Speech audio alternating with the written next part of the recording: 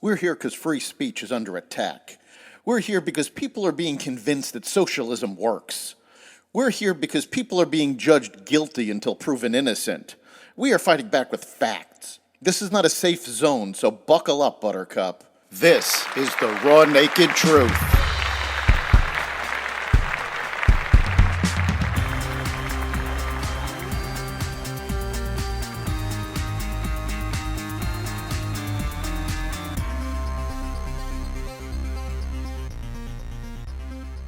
Recession fears shake the stock market. The Middle East prepares for more violence.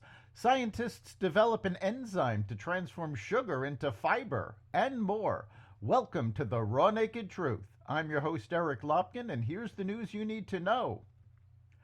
U.S. hiring slowed substantially in July as employers added a disappointing 114,000 jobs amid historically high interest rates, persistent inflation, and growing household financial stress. The unemployment rate rose from 4.1% to 4.3%, the highest since October 2021, the Labor Department said on Friday. The rise, along with the pullback in payroll gains and slowing wage growth, is stoking recession fears and bolstering the Federal Reserve's case for cutting interest rates, possibly sharply, in September. Vice President Kamala Harris's campaign is blaming former President Trump for the latest negative jobs report, nearly a full term after he left office and despite the economy booming under the Trump administration. The worldwide stock market sell-off deepened as NASDAQ and Standard & Poor's 500 futures dropped and Bitcoin slid. Japan's Nikkei stock average had its worst day since 1987, falling 12.4% in a frenzy of selling, triggered by disappointing economic data in the U.S. and a surge in the Japanese yen. It was the worst single-day percentage drop for the Nikkei since October 20th, 1987. That was the Tuesday after Black Monday in the U.S., when the Dow Jones Industrial Average fell 22.6%. The Defense Department backtracked Friday on a plea deal that Pentagon prosecutors agreed to with three of the terrorists behind the September 11th terror attacks, who await trial in Guantanamo Bay, Cuba.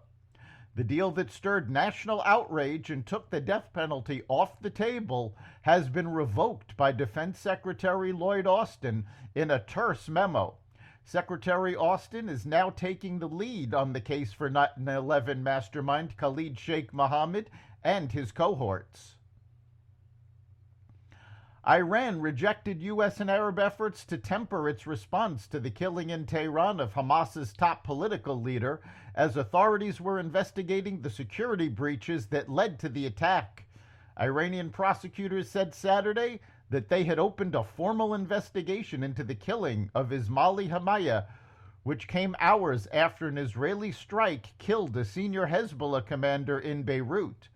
The two attacks, following a rocket strike on a soccer field in the Israeli-controlled Golan Heights, escalated a recent cycle of violence and threatened to push the region to the brink of war. Iranian leaders have vowed to retaliate. On Saturday, Iran told Arab diplomats that it didn't care if the response triggered a war, according to people familiar with the conversations. Israel Defense Forces discovered a large tunnel that is big enough to allow vehicles to pass through on the border between Gaza and Egypt, officials said on Sunday. The 10-foot-tall tunnel was found last week on the so-called Fidelfi route as IDF troops were in the area to search for tunnel routes that Hamas terrorists were believed to be using to smuggle arms.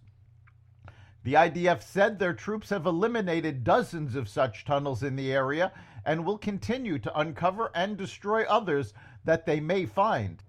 Tensions in the Middle East have soared following nearly 10 months of war.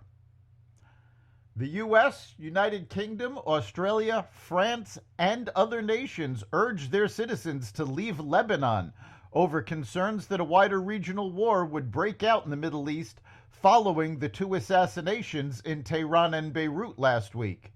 Airlines including Emirates, Air France, KLM Group, and Lufthansa Group have suspended, rescheduled, or canceled flights to and from Beirut, home of Lebanon's only commercial airport. Israel has confirmed it was behind the strike that killed the Hezbollah commander in Beirut, but it did not comment on the killing of Hamas's political chief in Tehran. Iran has vowed severe retaliation.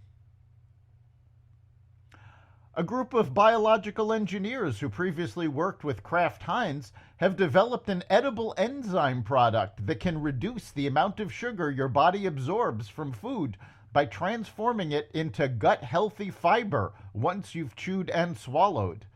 A director at Harvard's Weiss Institute, which developed the biotech, says the enzyme could cut the sugar intake from a meal by more than 30%. The team aims to make their product commercially available to food manufacturers in the next 2 years, but they'll have to bring costs down to make it widely available. Currently, the enzyme is 100 times more expensive than raw sugar. That's the Raw Naked Truth. You can catch every episode of The Raw Naked Truth at xvadio.com, the Apple Podcasts app, Google Podcasts, Spotify, iHeartRadio, Audible, Amazon Music, and other platforms that respect freedom of speech. We'll see you next time.